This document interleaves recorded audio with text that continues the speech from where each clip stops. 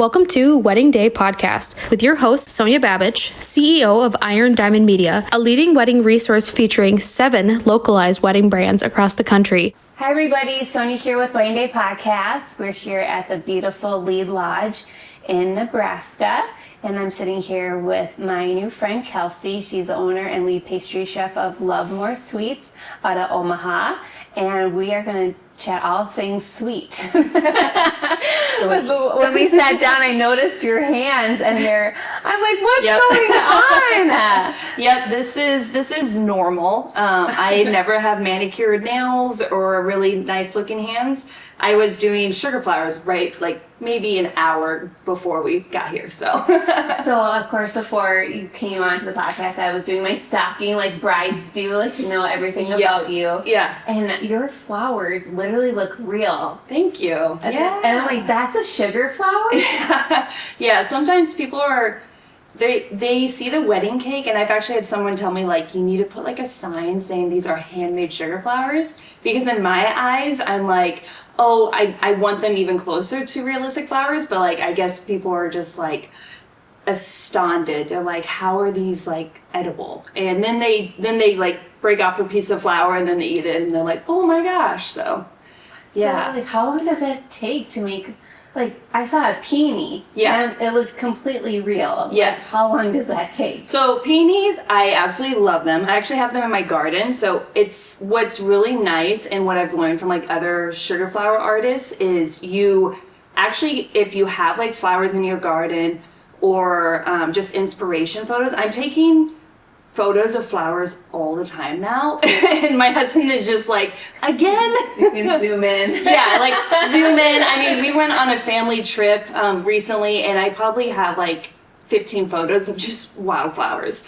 But back to the peonies. So they're one of my favorites, but they take a long time, because if you see all of the like the fluffiness and everything, I have to make those by doing a ball tool, and so I thin it out, and then I texture it, and then I vein it, and then I glue it on. I don't even know what that means. You just talk Spanish. Yeah. Sorry. So I usually like one day I'll do the flowers and then let them dry after texturizing them and thinning them and everything like that, and then the next day I'll dust them, and then the next day I'll assemble them. So sometimes like a whole assemble of flowers, I would say, like an arrangement would probably take 3 to 4 days.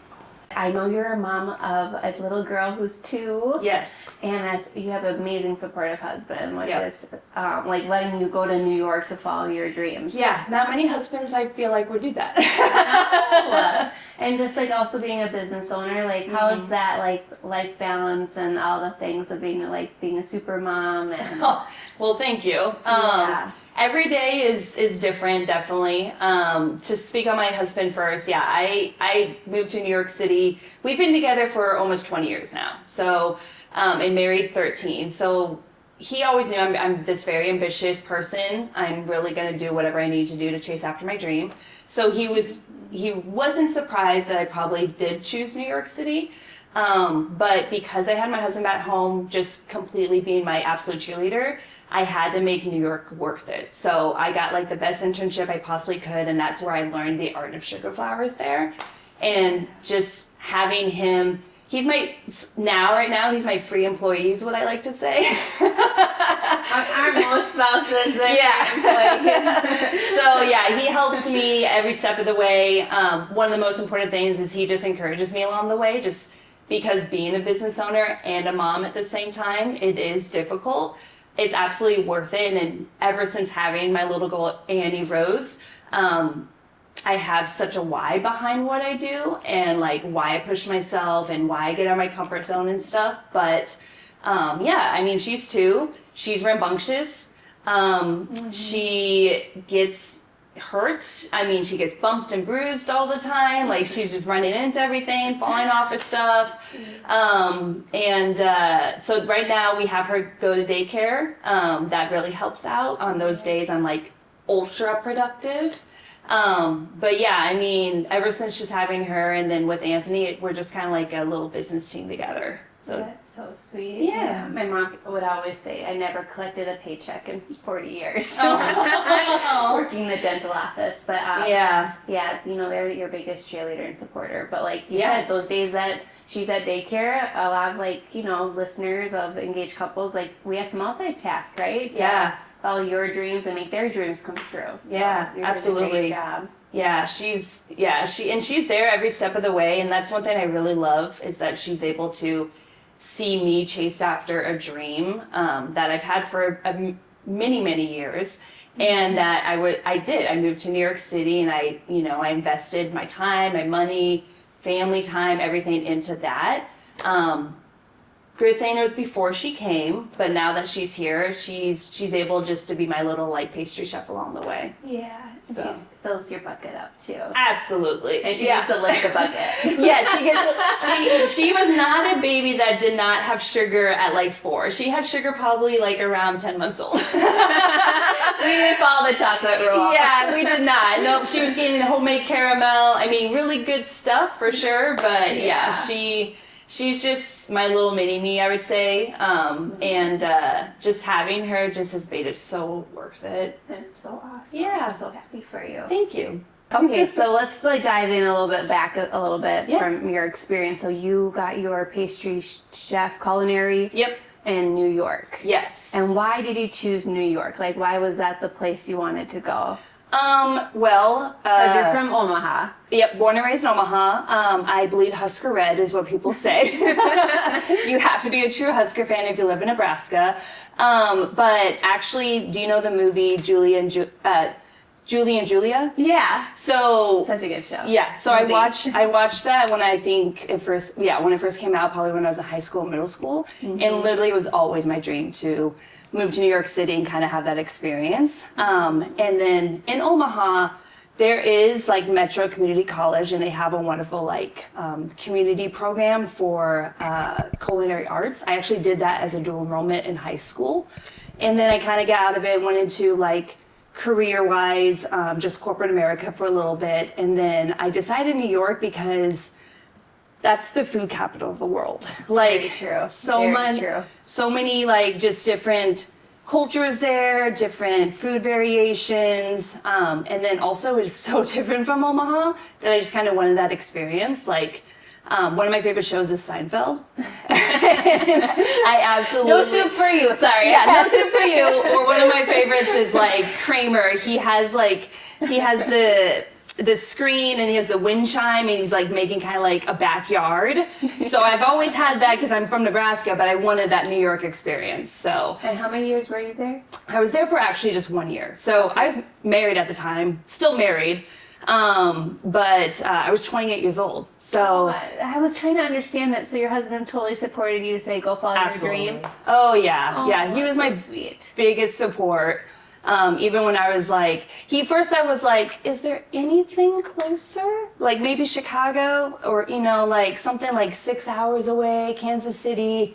And then he understood that I wanted to really separate myself in the Omaha market and the Midwest market.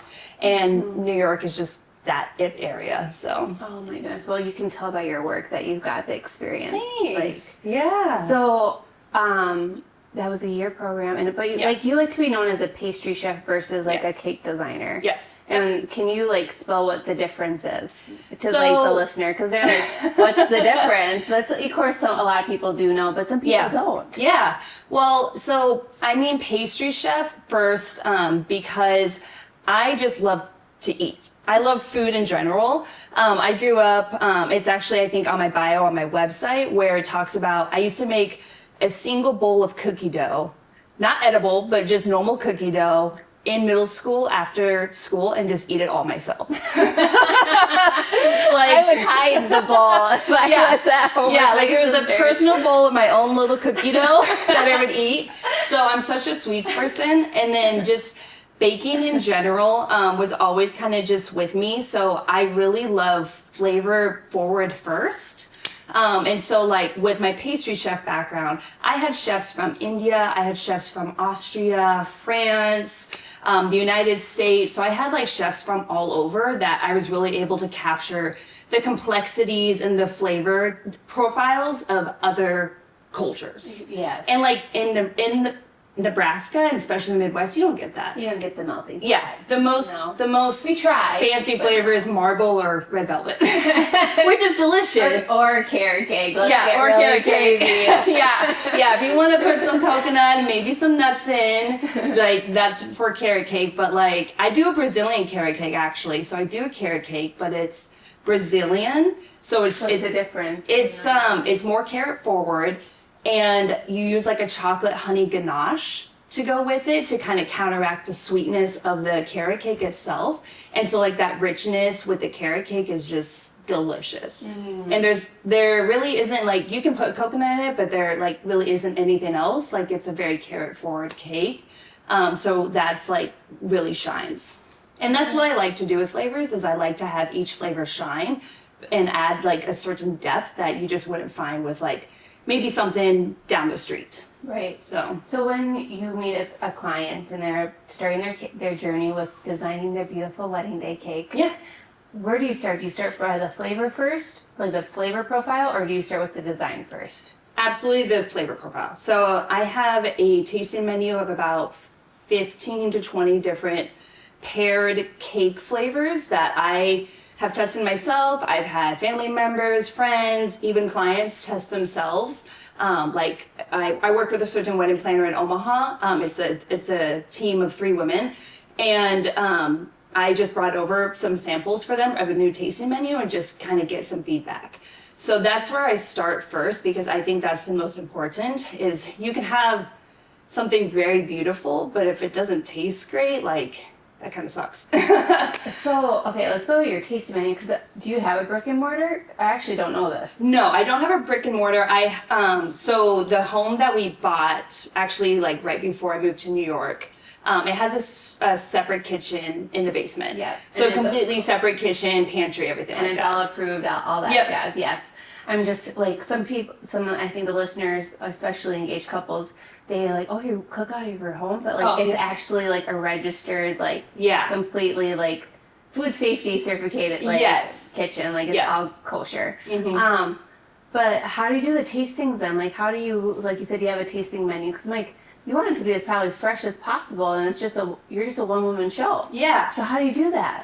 Well, actually, the cake, fresh is great. Yeah. But a lot of cake, if you put it in the freezer, it actually gets moist more over time. Oh, really? So cake stays really good and is actually better once it's frozen. And so I'll make the tasting flavors. One year anniversary cake. Yeah, I was like, it still tastes really good. Yeah, as long as you like wrap it correctly and everything like that, you're good. But you never want to put it in the fridge. Fridge will dry stuff out. But if you wrap it correctly and put it in the freezer for a little bit, you're completely fine. Oh. So I make the flavors, and I have those made in advance. And sometimes like if somebody wants something specific, I'll just make that as well. Like I just recently did a tasting that was in person, and they wanted a millefeuille cake. And a millefeuille cake it's a French pastry, and it's laminated puff pastry, like rolled over and like laminated with butter multiple times. And then you roll that out and you stack it up like 4 levels high with pastry cream in between. So I made that because that doesn't last, and I know that. So I made that like a day or 2 in advance. Right. So yeah, sometimes I have stuff already pre-made, and then sometimes like if I need to make something a couple days in advance, I'll do that as well. So, are you liking the tiramisu cake these days? That's kind of a big fad or a trend. It is. But I love it. It's my favorite dessert. Oh yeah, my husband's mom, it's her favorite dessert. So I've made tiramisu many times. I don't have a tiramisu like regular that you would probably get like at a restaurant, but I do have a mocha tiramisu cake, and it has been everybody's favorite recently. Mocha cake. So why doesn't it get a cake versus a traditional tiramisu? So less lady fingers? Or? Yes. Yep. So a traditional, you know your stuff. Actually, it's my favorite dessert. Yeah. So it's traditionally it's made with lady fingers, and this is a cake style. So it has everything the same except for those lady fingers, but honestly the sponge itself, it does taste a lot similar to lady fingers. Yeah. So it's just not made in that way. It's made as a cake way, but I've had people tell me like you can't even tell the difference. Yeah, so when you do the cake, then is it like more like a sheet cake then when you like the No, it's a tiered cake. Oh, Yeah. I gotta see this. Yeah. That's so good. Yeah. Okay, you just showed me a picture of a wedding that is so crazy. How many cakes was it? Like little sculptures, and every one was different. Yeah. So there was 4 pedestals with cakes on them. One had 2 tiers, and then I think there was another 2 tiers. So altogether it was 6 tiers. So it was about 200 to 250 people. It was insane. Mm-hmm. And this just also reminds like the listener that cakes are a decoration. They're part of the design of a wedding day. Don't put it in a corner, like they say. Yeah, exactly. Fancy. Don't put a baby in a corner. Yes. Have its moment. Yeah. Because everybody also wants to see, where's the cake? You Yeah. know? Well, like for me, so I got married 13 years ago. And I did that. I put the baby in the corner. I did a 3-tier cake with synthetic sugar flowers on it. It was like a coworker's grandma's of my mom. And so like I didn't even do a tasting. So because at the time I didn't realize the significance behind a wedding cake. Mm-hmm. I would totally do it differently today. And so one thing I tell people is I'm not just a baker. I'm a pastry chef first, but also I'm a cake designer. And what you're gonna get from me is like a centerpiece. It's gonna be unique to you, and it's gonna be different than any other wedding cake you've seen. And when I kind of explain the value behind that to people, they definitely understand, because I've heard that one of the second most looked at photos of your wedding is the traditional cake cutting photo. Oh, it is true. Yeah. It is so true. So why wouldn't you want like sugar flowers? Like, like people Your are just flowers, astounded by they them. look legit. They look completely real. Yeah. But all the love that you put into those too. Like, look at your hands. They're so dyed. Yep. Dyed blue, green, I mean, every which way, so. Okay, so you do the display cake, which you're known for with everything, and especially the sugar flowers. Then do you promote sheet cakes where like serving for guests, or do you do all display like tiered cakes usually? So the cakes that I do, they are displayed, but they also are real tiers as well. I do sheet cakes. I do a variation. It's called kitchen cakes. So instead of like a sheet cake where it's just cake and then buttercream on top, which is traditionally a sheet cake, I'll do a kitchen cake, which is 3 layers of cake and then 2 layers of filling. So it matches pretty much exactly what you're getting for your wedding. It just doesn't have the design around it because it's always served in the back. It's always served in the back. Yeah. Never put a sheet cake out with the cake. It never looks good. So of course, I worked weddings, and I was a banquet server back in the day. And it's like, okay, dinner service is halfway through. That's when you're already starting to cut the cake in the back. Yeah. Oh yeah. And it's like you have to have a math. Like, yes. Go, and then you're putting all the cake plates up. Yeah. Each slice is about like 1.5 to 2 inches wide and long and stuff. Yeah. So that's the serving amount. You have to educate the team because it being a 3-tier. Yeah, so sometimes I have like a diagram I can show them like on a piece of paper and just like show them how to do it, or I'll do it myself in person. I don't want to do that. I love making the cake, but when it comes to just cutting it, I'm not the best at it. Well, obviously, that's what the catering and serving staff they do exactly. it for a living. So Yeah. just let them do it. But if it's a new cake, like you come in, you're like, okay, Yeah, this I'll is how show you do them. it. Yeah. Yeah, especially like if it's a sculpted cake style, and it was like sculpted around and it's not a traditional just one slice and then you slice it in half. It's kind of difficult, so I'll just show them just to make sure everything is good for the couple. Mm-hmm. Okay, I have a game. Give me a second. I have to pull it up. My team put some questions, and it's this or that. Oh, okay. So here we go. Okay, there's six questions. Okay. You got this. All right, buttercream or fondant? Fondant. Fondant. Yeah, people say differently all the time. My Minnesotan accent. Oh, you're good. Favorite flour to recreate in sugar? I love ranunculus or sweet peas. More petals, the better, I guess. I guess so. Favorite wedding cake flavor you've ever made? I really love this coconut candy bar. It's a toasted coconut sponge, chocolate ganache, sticky coconut filling, German buttercream, which has pastry cream whipped into it, which is so velvety and like custardy. Yeah. That is like one of my favorites. Okay, game on. Mouth watering, huh? I know. I'm like, I'm gonna try that tomorrow. Okay, most challenging flour you've ever created? The rose. The rose is just very traditional. Everybody knows exactly what it looks like. And every single rose has like a certain structure to it. And as it blooms out, you kind of need like petals to stay, but like also be glued on, and those break so easily. Yeah. So it is, I make a lot of extras because it's very disheartening when something breaks.